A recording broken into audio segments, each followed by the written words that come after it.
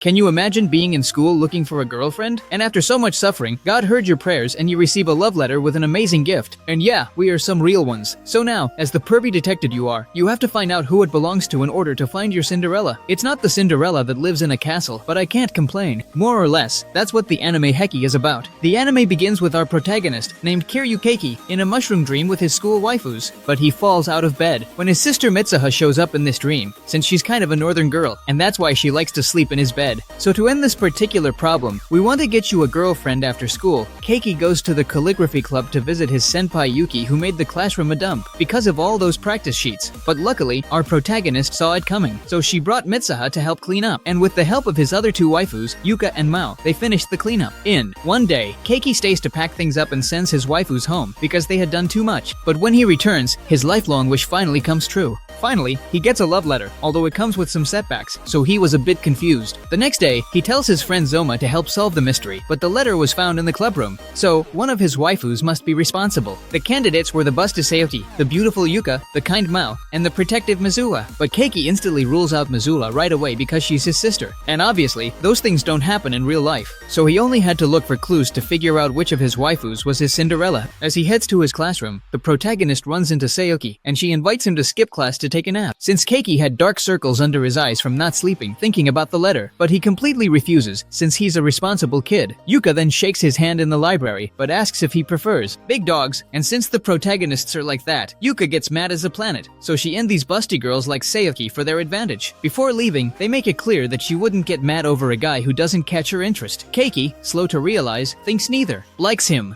Shouma saw the protagonist was popular with waifus for his kindness, but Keiki didn't believe it. So Keiki gets distracted for a second and gets knocked out by a ball to the face. Mao stayed by his side until he woke up, as he had seen him distracted all day, and she thought he was either sick or had a crush on someone. And that's why Keiki asked her if she would support his relationship with someone. Right away, Mao refused to support him, but she didn't give him any reason why, so she became the most suspicious one so far. While returning home, no contribution is made. He runs into Sayoki returning a lost dog to its owner. So, Keiki congratulates her with caresses, and Sayoki returns him with a kiss, because being so kind deserves a reward. But now Keiki is just as confused as he was at the beginning. According to his sister, the last one to leave the club was Sayoki. So, it's most likely that she's his Cinderella, but when he thinks about how it would be if he told her directly, it seems too weird. That's why he prefers to take her out on a date to talk more. Naturally, Sayoki was right behind him, so she agrees to the idea of the date because she loves getting free food. But she also loves being with our protagonist, because thanks to him, the club is still around from last year. The club almost disappeared due to a lack of members, but our protagonist joined, and he's glad he did because that's where he met her, and he respects her a lot. However, he wanted to know if she had feelings for him, but out of nowhere, Sayoki got nervous and ran off. On top of that, she avoided him the whole next day, which made Keiki feel down, and Mao noticed it was because of a girl. So I recommend using the corner against the wall to talk to her, since that's really romantic and exciting. Our protagonist didn't have much faith in that tactic, but surprisingly, it works, because Keiki told her that he already knew her secret, and Sayoki doesn't deny it. So, she's the one who wrote the letter to talk about it more calmly. She asked him to come to the clubroom earlier, so he wouldn't be running around after class, but the secret they were talking about was different, since Sayoki had a hobby of being her pet, so she asks Keiki to be her master. It turns out that Sayoki is more and wanted Keiki to be the one to give her all the same pets that she wanted to have. He's not into that, so he runs off. He was warned about the door, but he closed it. The order didn't matter. Keiki thought they returned. She hid until he left. This means that the order in which they left the classroom didn't matter because Keiki's theory was that his initiators came back. While he was putting away the cleaning supplies, she stayed hidden in the room until he left. Taking advantage of the fact that she was with Shouma, she asked him what he would do if a woman asked him to treat her as a pet, but this didn't even occur to him, because he's a lolicon, so it would be a double offense and he'd be locked up right away. After class, he heads to the library with Yuka, and he can't help but admire how pretty she is. However, Sayoki was there, so she tugged on his ear to get his attention. Keiki's reaction was always very exaggerated, and part of it was that Sayoki liked it so much, because if she got upset, she could beat up her mother, just like she loves. But Yuka interrupts the little scene to tell them to shut up already, because they were in a library. Sayoki boasted about flirting with Nastaprota after their date. Keiki offered Yuka ice cream, but it made him seem like a player. But that just made him look like a player. A little later, Keiki asked Sayoki not to create misunderstandings, but Nastaprota did terrible things, like cornering her and putting her at knee level. So, Yuka gets angrier and angrier.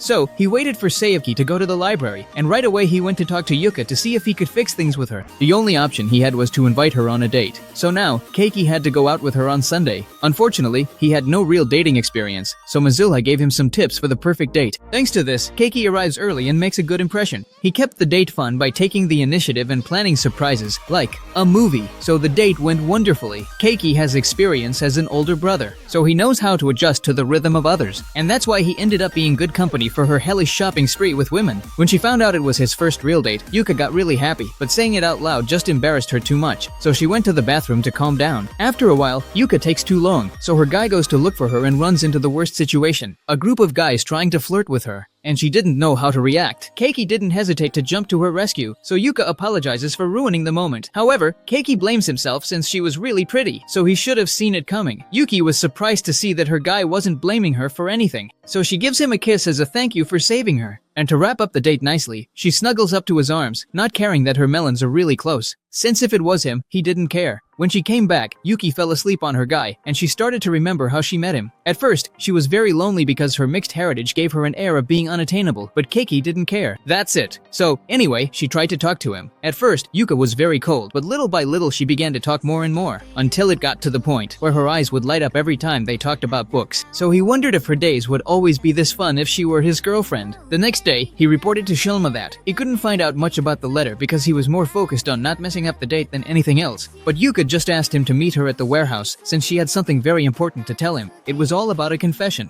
Our guy was nervous. She asked him to be her ex, but he refused. At that moment, Keiki went blank, and all he was sure of was that he didn't want to be her ex. But Yuka didn't accept this answer because she believes that every guy would want to be the ex of a girl as pretty as her. She even took off her pants and put them in his mouth to encourage him, but all she was doing was suffocating him. So our guy started to think that it was his time to go meet St. Peter in the most horrible way you could imagine, with panties in his mouth. Because of this, Keiki had nightmares at night, but the next day, he had to go back to school, even though he didn't want to. Since Yuka pretended that he had fainted after she confessed to him, to top it off, she had no intention of stopping, so she left her locker arm with a little note. He started to think that if the jokes didn't work, maybe the guy would. Keiki tried to explain to her that he wasn't into that kind of stuff, but the vibe got a bit weird because with everything she had given him, he knew she wasn't wearing anything underneath, and she didn't want anyone else to find out since she only wanted him to know. Changing the subject, she told him about her illustrated book since she wanted to be an illustrator for that kind of book, but even her art was pretty twisted. It was very shady, as it was the story of a prince based on Keiki, in which he expresses everything he would like to do to him. For this reason, the protagonist ran away without thinking twice, because everything screamed danger, but his worries did not end there, since he found a photo in his locker where he was with Sayuki, and they were threatening to post it on the Shino Backlub internet right away. Upon arriving, Keiki finds Sayuki handcuffed and dressed as Saventa, because the time she had gone to the library, she found a book about pets, and it occurred to him that a maid was pretty similar to a dog because they were very loyal. Because of this, he asked Nastaprota for orders, so he told him to change clothes. But Sayuki was handcuffed and the keys had fallen into her cleavage, so Keiki had to get them out. If she wanted him to change, obviously, Nastaprota preferred to look for one of her waifus to give her a hand, but Sayuki was pissing herself. I mean, he had to either reach in and get his hands in her chest or see her soaked because of him. After thinking it over, once, Keiki made a noble sacrifice by doing the most convoluted thing of his life. So Sayuki deleted the photo and kept the beautiful memory of our protagonist's hands, since that was fine-tuning their relationship. I love pets. Right at that moment, Keiki warned her about never having adopted a puppy, but our protagonist's disdain only made her happier, and it had to come to this point, because she hadn't been to the club in a long time and she needed a little bit of attention. Later, she offered herself to him again, and tried to convince him with her absolute obedience. So Keiki started an internal debate to see if it was worth taking advantage of the bus. However, he didn't accept because he firmly believed that to be dirty, there had to be love involved. Shoma asked about Cinderella, but nothing happened. Nastaprota hinted it wasn't. But since Nastaprota didn't want to get into details, he just told him it was almost impossible for it to be Sayuki or Yuka. That only left Mao, and Shouma started to think that she had a good chance of being the one since she was always watching them. When Shouma was alone, he had never really paid attention to her. However, at that moment, she seemed a bit annoyed, which made Nastaprota start wondering why. While he was thinking, Sayuki called him to the club, but on the way, he was caught by Yuka. There, she asked him to close his eyes and follow her, since she was supposedly just as she came into the world. So our protagonist, being a good guy, follows her, and he happily waited with his eyes closed while Yuka tied his hands and feet. It was very obvious that she wasn't naked, but Keiki was too kind to distrust her word, so he was at the mercy of a completely angry Yuka, as he was sneaking off to see Sayuki.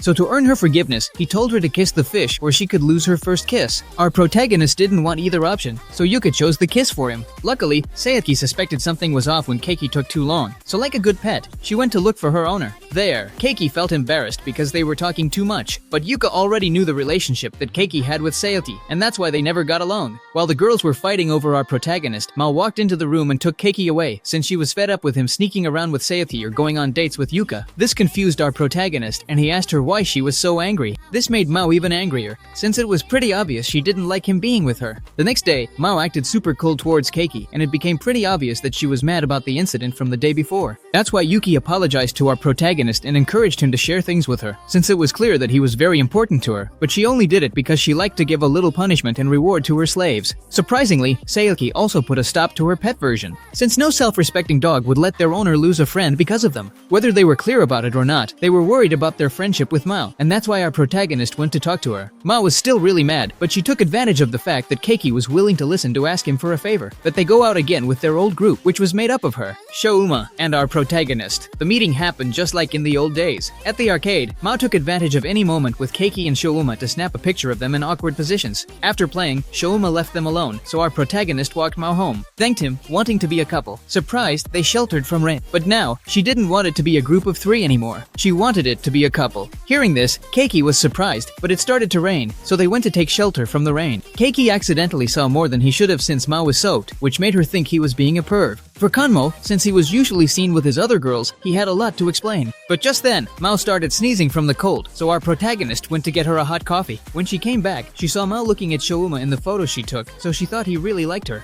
But she denies it. She didn't know how to express her feelings, so she retreated, leaving him thoughtful. He misunderstood again. Nasta Prota continues to think about its existence. So everyone realized that he hadn't made up with Mao, and that's why he didn't want to talk about it, because he thought it was his fault for getting things mixed up. Mizuha felt helpless. Even if Mao was silent, she couldn't let it end. If Mao didn't want to talk to him, but still, he couldn't let things end like this. He himself, sister supports, mend friendship, and if he fails, his little sister would be there to comfort him. The next day, he chased after her to talk, since he was ready to do whatever it took to be friends again. This caught Mao's attention because if he was willing to do anything, she could use that to her advantage. He agreed, never imagining she wanted him to start a relationship with Shouma. Imao was a Fuyoshi using him and Shouma as inspiration. For those unaware, it's disturbing content involving men. That's why he always liked to be with them, and practically everything that had happened with Keiki is because of N for being Now. For those who don't know, it's disturbing content involving men. As if that weren't enough, they had manga featuring them, with 2 as the main characters, so Keiki was practically famous among mouse fans. Or protagonist. Hearing this, he refused to comply with the request to stop this madness, and because of that, Mao warned him that he would thwart any attempts at relationships with women for the sake of his mother if that wasn't enough. Upon leaving, he came across a disturbing photo of him and Sayuki. Thus now, his school life. He's hanging by a thread, because if that photo is the light, it's the end for our protagonist. Realizing he was in trouble, Keiki ran to the astronomy club, just like it said in the note, and an unknown waifu locked him in. There. She threatened him, saying that he would have to do everything she said, or else she would post the photo right there. The next day, Keiki got a big surprise at the club because for some reason, Yuka was dressed as a bunny girl. This is every guy's dream in life. However, he was aware that when it came to her, there had to be some unconventional reason for it. Just as he thought, Sayuki forced her to do it as a condition to join the club because Yuka didn't want to leave her fruits alone with a perv.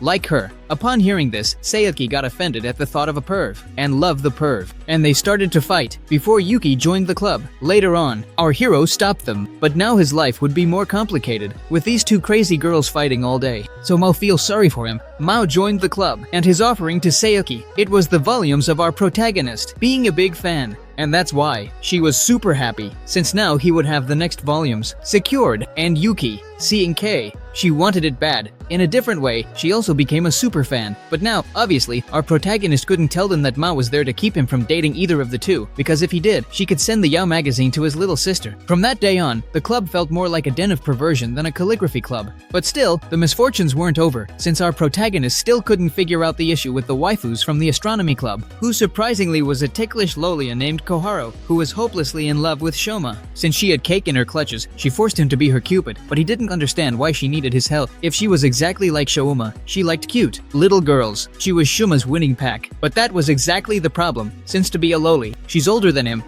helping them to be. It would be an impossible mission, but our protagonist couldn't give up, since she was really determined. While our protagonist was thinking about how to pull off this great feat, Missoula found him on his way home, so he went back with her, and she learned that women had to change their summer uniforms. The skirt for third-year girls matched others, only the ribbon color changed. The protagonist used this to pass her as a first year. Koharu's sensitive skin meant she wore long sleeves, hiding her ribbon, making the lie work until he confessed. Since Koharu's skin was sensitive, she always wore a t-shirt, so her ribbon was never visible, and this allowed the lie to work, at least until they got close enough for him to confess the truth. Thanks to Keiki's plan, Kojiro fulfilled his dream of talking to Shoma. They even took a picture together. But in the end, he still didn't know who his Cinderella was, so he was left a bit thoughtful. Kojiro offered to help him as a thank you for everything he had accomplished, but upon hearing his story, he had no idea who it could be, because his candidates were super sneaky, and with very few chances of having left that message, so it was very likely that it could be any girl from the school. The ones with the best chances were the ones who were in that building that day, at that time, so Keiki began to collect information. However, he couldn't get anything in the club because all the perverts were there. Another option was the teacher, so he went to ask her if she had seen anyone, but on the way, he runs into the vice president of the council, Ayano, who has had an accident. So our protagonist saved himself from a really painful fall. They ended up in an awkward position, so Keiki told her to get up quickly to avoid notice. Nastaprota's heroic act stirred something in Ayano, so she asked for a moment. Keiki then went to talk to the teacher, and he met Ayano. Ayano started paying attention to Nastaprota and hugged him, giving him the impression she might be his Cinderella. To make matters worse, she began focusing on Nastaprota, hugging him unexpectedly, which made him think she might be his Cinderella. Kagero also believed she had the qualities of the girl he sought, as she was typically serious and expressionless. But with Nastaprota, it seemed different. He quickly understood her personality in just a few days. So Keiki ended up thanking her for all her hard work because he never would have gathered so much info. And that's why he was surprised at Koharu's stalking abilities. However, she had no problem helping him as she was slowly getting on with Shoma and wanted to convince him for being such a good cupid. When he returned to the classroom, he ran into Yuka.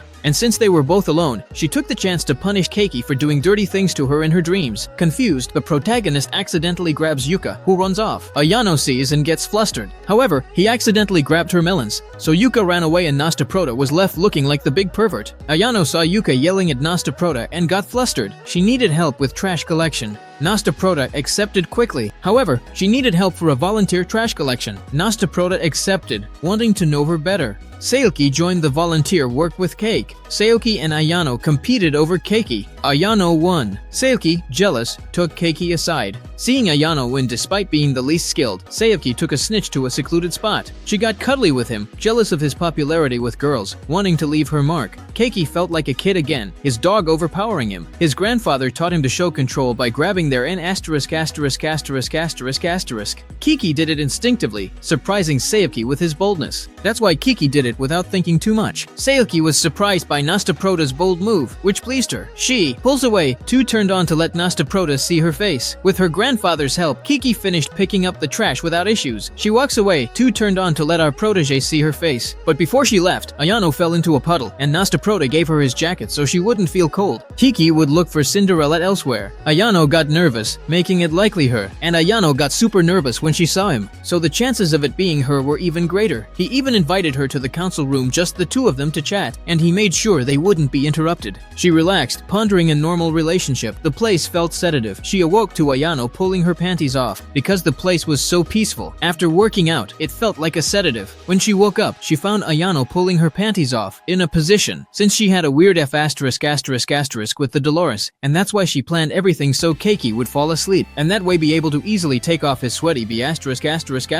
Days later, Keiki started to butt in on the dates between Koharu and Shoma, so he just needed a little push, so that they are close enough to accept the truth. So Nastaprota suggested a double date. Koharu loved the idea, but Nastaprota was stuck. Yuka was beautiful and petite, stealing the spotlight. Ayano was quirky and distant. Fuyoshi Mao would get mad at Shoma. Only Saoki was left, unnoticed by Shoma. And then there was Fuyoshi Mao, who would get mad seeing Shoma trying to score a guy. After thinking it over, only Saoki was left, as she was unnoticed by Shoma and only liked him. But she knew Koharu, so she couldn't handle such silence with just a cookie. The only problem was that Saoki wasn't good at sports, and he had only gone because a good dog has to go wherever his master takes him. Anyway, she didn't want to be worse than Koharu because of her looks. They held a face-drawing contest for the last place. third place followed winner's orders, and the third place would have to follow the winner's orders. Everyone thought it was a great idea, so Sayuki's plan was set in motion. However, you didn't count on Koharu being really good at bowling, and he used to go here with his dad all the time, so Sayuki ended up in last place and Shoma in second to last. Luckily for him, Koharu was a lovesick diva, so his request was that they now call each other by their names. The next day, Koharu was more than happy because she had been chatting with Shoma all night and thought it was finally time to tell him the truth. That's why she went back with him at school, and on the way, she told him that they met by chance on the street when his hat fell off, and from that moment on, she was head over heels in love with him. There, she took the chance to tell him that she wasn't younger than him, and even though she thought it wouldn't change much about how she felt, unfortunately for him, it did change a lot. In the end, he ended up rejecting her because he was a player.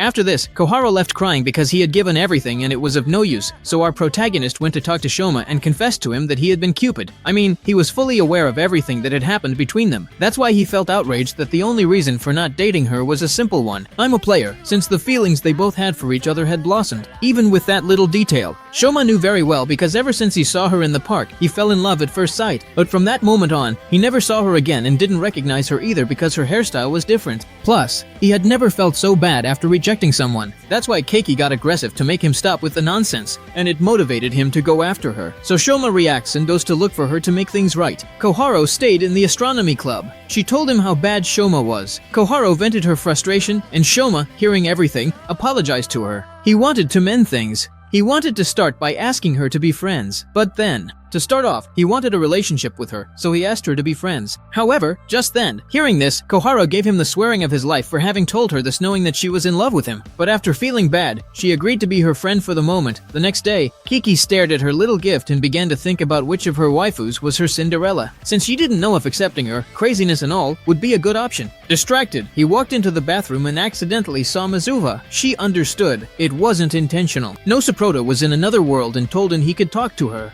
Because no matter what happens, it's family, and that's why they'll always understand. He told her all the F's, making it clear not to call the police if he messes with them. Sayuki apologized for crossing the line on the bridge. Nosaprota was happy but asked for a favor. He couldn't refuse since she had leverage. He fulfilled her whims, which wasn't bad as she wanted to play like a puppy. She asked for a paw, head scratches, and belly rubs, and he indulged her, so Sayuki returned the favor. Mizuha brought tea and left them to continue. I mean, she asks for a paw, some head scratches, and belly rubs, and he indulges her so much that Sayuki decided to return the favor. However, just then Mizuha walked in to bring them some tea, and upon seeing them, she left so they could continue with their thing. Our dude called him right away because it had all been a misunderstanding, but Mizuha didn't believe him at all, since it was really suspicious that it was all just an accident. However, this time she let it slide. Then she runs into Yuka, and she tells our guy to put on the council costume with the same thread as Sayuki. So, Keiki had no choice but to obey like a good servant to reward him. She tried to give him a little gift, but while she was taking it off, out of nowhere, she tripped and fell on top of him. Just when Mizuha walked in at the worst possible moment, with this context, Nosaprota had to explain to his little sister that nothing is what it seems. After a while, Kiki was exhausted by everything that had happened that day. But just then, he got a call from Mao, who wanted to hear his voice doing some naughty stuff for inspiration. Obviously, Nosaprota flat out refused because his day had already been bad enough, and at least she understands him. Since in the club, they were planning the visit to Nosaprota, which made him feel a bit embarrassed. But anyway, she asked him if he was planning to go out with either of those two, or even with her, and Nosaprota was a bit confused by that question. So Mao, to lighten the mood, told him it was all a joke. Mizuha saw that Keiki was popular among all her friends, so, to get his attention, she asked him to dry her hair. Nosaprota did it happily. However, when he got to his room, he was in for a big surprise because Cinderella's slippers had disappeared. And next day, he met his friends to talk about the topic, and they came to the conclusion that, at least, Mouse could not be their Cinderella. Nosaprota was unsure who it was, so he tested Sayuki at the amusement park to gather more information. He used his role to see if she was indeed his Cinderella. She hesitated on the roller coaster due to her skirt. There. He used his position to give orders she couldn't refuse. Initially, she avoided wild rides like the roller coaster due to her skirt, but Keiki used his authority to make her ride. Unfortunately, he didn't get the result he wanted. Her skirt never lifted for Nosaprota to see. To be kind, Nosaprota let her choose the next ride. Her skirt didn't lift up for Nosaprota to see underneath. To not be too mean, Nosaprota offered her the option to choose the next ride, so they go to the Ferris wheel. Upon arriving, Keiki considered ordering her to reveal all underneath, but Sayuki was so happy. She gives him a little lick of thanks, but Nosaprota was left in a daze for quite a while. After calming down a bit, Sayuki asked Nosaprota why he agreed to be her master. Suddenly, Keka confesses that he wanted to get to know her better, since the time he confessed his secret was the only time he heard her say something so serious. So he decided to face his feelings in the same way. Sayuki was happy to hear that, and she realized that he had organized the day well, but the most important part was still missing. It turns out that Sayuki entered a calligraphy contest, and her work was displayed at the exhibition, so they go check it out.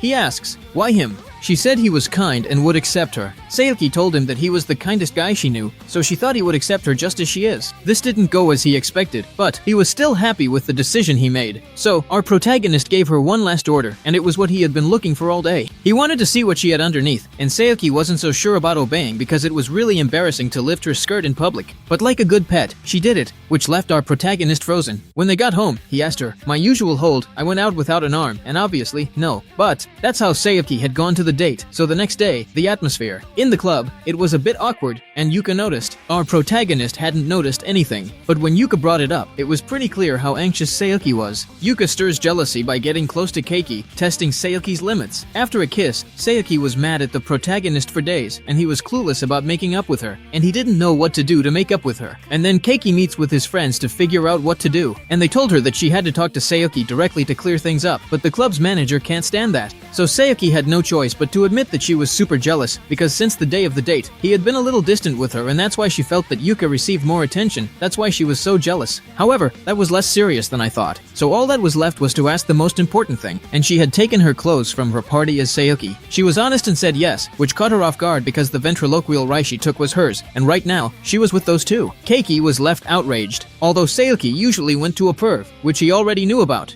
Afterwards, things somehow went back to normal, but he still hadn't found his Cinderella's panties. When he stepped out, he ran into Yuka, who didn't know how to get home because of the rain. So our protagonist decided to walk her home with his umbrella. So he ended up with a wet shoulder, and Yuka invited him to have some tea. He was preparing water. He checked if they had the panties, but she didn't even sit down. And to his bad luck, Yuka caught him red-handed. Our protagonist made an exclamation to prevent a photo from being exposed. The next day, Kiki did the same, as promised, allowing Yuka to confront Sayuki. Sayuki, being clever, suspected Kiki was coerced, knowing he preferred bigger opportunities. Yuka, upset by this, tried to convince Kiki that smaller ones are better. She knew he preferred the big fish, so there was no way it was out of his own free will. Yuka got mad and tried to get Kiki to agree, but he wouldn't admit to a lie. Yuka treated him like a dog. Sayuki left defeated. Her desire to fight hadn't died down. Anyway, his desire to fight. They were not extinct, since if he had proof that Yuka was his Cinderella, he would gain his freedom. That's why Montelek stretched all the way to Sundays, because Yuka wanted a butler, and who better than Keiki? After a tiring shopping trip, Yuka went to take a shower. But before she did, she told our protagonist that if he rummaged through anything, she'd cut off his sword as punishment. So Keiki just stood there, not doing anything. After a while, Yuka screamed loudly because there was a spider in the shower, so Keiki rushed in to help, but he ended up seeing something else. So Yuka started throwing everything she had on hand to get him out of the bathroom. Furious, she forced him to say the F*** as an apology, then asked him to pet her to thank him for helping. It reminded her of living with her grandmother. She couldn't understand how someone who loved her could leave her by dying. This led her to isolate herself. She thought of our protagonist because he always returned to talk. That's why she thought about our protagonist, more or less, since no matter how much she ignored him, he always came back to talk to her, and that made her really happy. Confessing made her blush. Our protagonist noticed something weird under her pillow, something of hers. Yuka had taken it while searching her room. Summer vacation begins, and our protagonist and Shoma spent it single. Shoma is almost dating Koharu, so Keiki calls him a traitor. A few days later, summer vacation starts, and our protagonist and Shoma are single. Shoma has a relationship with Koharu, so Keiki calls him a traitor. Shoma is unsure about making it official because he visited her house. At first glance, everything seemed normal, but in reality, she had hundreds of videos of him and a planner with his schedule for every day, which was a little creepy. On the other hand, Keiki was only bringing in crazy girls, so they were almost in the same situation. Upon returning to the living room, Meili asked her protagonist to be her boyfriend, although she only did so she could draw him. She even told her that she wanted to hire her to draw for a publishing company. She was unsure about manga because she loved yaoi. She wondered if he was dating anyone for inspiration. However, there was something that bothered her even more at that moment, and that was knowing if he was dating any girl. But, as is usually the case, she wanted to take that spot because she needed inspiration from couples for her manga to gain some experience. She started playing with our protagonist and even pretended she was going to kiss him, because her expressions at that moment were pure gold. For her, however, right at that moment in her life, he became somewhat excited. But how did he know? What was she like? Well, that's what happens. Later, while going down the stairs, Ayano gave them some tickets to the pool as payment for their precious smell, so Keiki invited Shoma and Koharu. But while looking at the photos that Koharu had saved, he managed to see one of the works in which his Cinderella left her Fran. I mean, she had all the chances of being his Cinderella. She invited the girls to the pool. She bought a swimsuit for her. He admired the waifus. But since he didn't have enough time to let her know, he bought her a swimsuit so she wouldn't have any issues going. When they arrived, our protagonist saw the amazing bodies of his waifus, but as always, Yuka and Sayuki were fighting over him, and that's why they started a water fight. Whoever won got to keep our protagonist, and Yuka won this fight. So she decided to take him to the slide because she thought she'd be braver with him by her side. But obviously, that didn't happen, and he ended up falling to the other side of the world. Meanwhile, Sayuki was happy to see our protagonist close to her, since a giant wave was coming, and there was nothing better for Amaz that she got in next to her master. Mao got much information thanks to all the guys in swimsuits.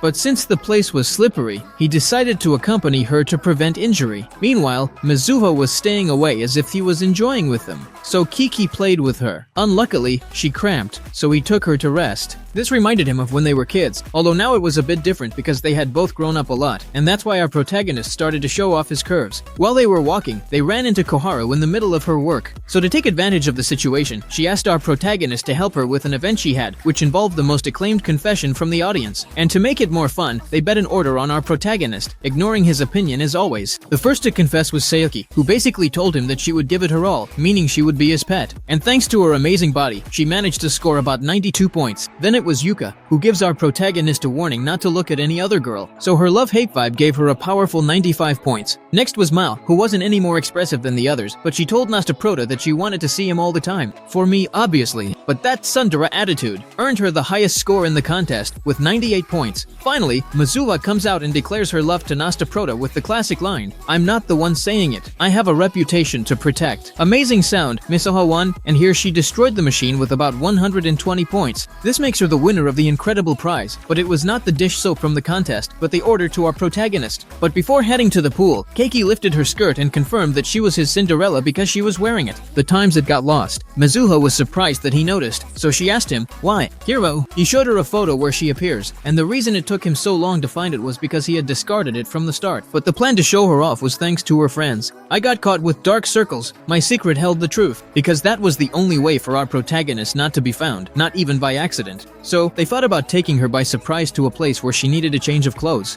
There, Mizuha had to choose between putting her suggestion back or playing Cinderella. However, Keka knew so well that she knew for sure that she would never wear the same clothes again. Mizuha congratulated our protagonist on the plan and apologized for not putting her name on the letter because she was really scared that her love wouldn't be accepted. Our protagonist isn't from the north because he couldn't accept her confession. She reassured him not to worry since they weren't siblings. They assumed they were the same age, but there was a 5-month difference. Their parents couldn't have 2 babies that soon. Days later, the girl dreamt she married Sayuki and took her for night walks. Now that this was cleared up, he decided to kiss the snitch, as it should be, making it clear that there was nothing wrong with it. Days later, the snitch had a nightmare in which she ended up married to Sayuki and had to walk her around at night. But when she woke up, reality wasn't much better. After Mizuha gave him those kisses, our protagonist called an emergency meeting. He didn't want to see her surprise, but Mizuha didn't understand why. She was pretty, and he admitted she looked cute, but he still wanted nothing to do with her, so he snuck out to avoid his lovesick sister. Shoma and Koharu went to see her, but nobody had any idea, since he couldn't see Mizuha as a woman. That's why he decided to stay away from home for a while. But this time, nobody had the slightest idea, since our protagonist couldn't see Mizuha as a woman at that moment, and that's why he decided to stay away from home for a while. Unfortunately, Shoma has visitors at his house, and going to Koharu's house would mean making Shoma an enemy. So, to avoid any trouble, he started looking for another way to survive. While he was thinking, he met Mao. She made one by giving her some bread to calm her hunger. Upon hearing he left due to issues with Mizuha, he thought he had done something disturbing, but her reaction showed it was a matter of the heart, as she preferred to leave him alone. Previously, she said she'd meddle in his relationships with women. After a while, Keiki started walking aimlessly, just to think about the fact that Mizuho wasn't his sister, since his dad confirmed it without much fuss. Rodeo. Unfortunately for him, it started pouring rain like crazy because Mizuho went looking for him and couldn't find him anywhere. Later on, Mizula cooked, holding on to hope that our protagonist was okay. But after a few minutes, he came back sick from being out in the rain for so long. Because of this, Sayuki goes to see him and gives him a little warmth, so much so that she ended up falling asleep. So, Keiki stepped aside to let her rest. Yuka tried to exploit the protagonist's weakness, but he resisted and wanted her gone. They fought over Keiki, annoying Mizuha, and the protagonist wasn't in the mood to handle it. Afterward, Keiki recalled Mizuha's sadness over losing her family and promised to be her brother forever. He was surprised he forgot this, and distractedly opened the bathroom door while Mizuha was showering. So, Keiki approached her and promised to be her brother forever. At that moment, he couldn't believe he forgot, but distracted, he opened the bathroom door as Mizuha showered. He left and quickly closed the door. Mizuha forgave him since he was sick, but she was annoyed when his waifus fought over him. This reminded him of a similar past event. Mizuha told him she disliked when they tried to take him away, so Keiki reminded her of his promise to be her brother forever. Mizuha told him that she didn't like it when they tried to take him away, so Keiki reminded her that he had promised to be her brother forever. And that was the answer he had been looking for right at that moment. Our protagonist. He knew that things couldn't go back to the way they were before because now he knew she was in love with him. So to make it easier, he decided to accept his feelings. However, he keeps the promise to be her brother. Thanks to this, things went back to normal, for better or for worse. However, Mitsuha did her bidding, which won the contest to ask him out on a date as his boyfriend. And the weird thing about this date is that it got our protagonist all excited. So that means there's a 99% chance these crazy kids end up being a couple. Just kidding, I don't know. I'd have to read the manga. Let me in, yeah.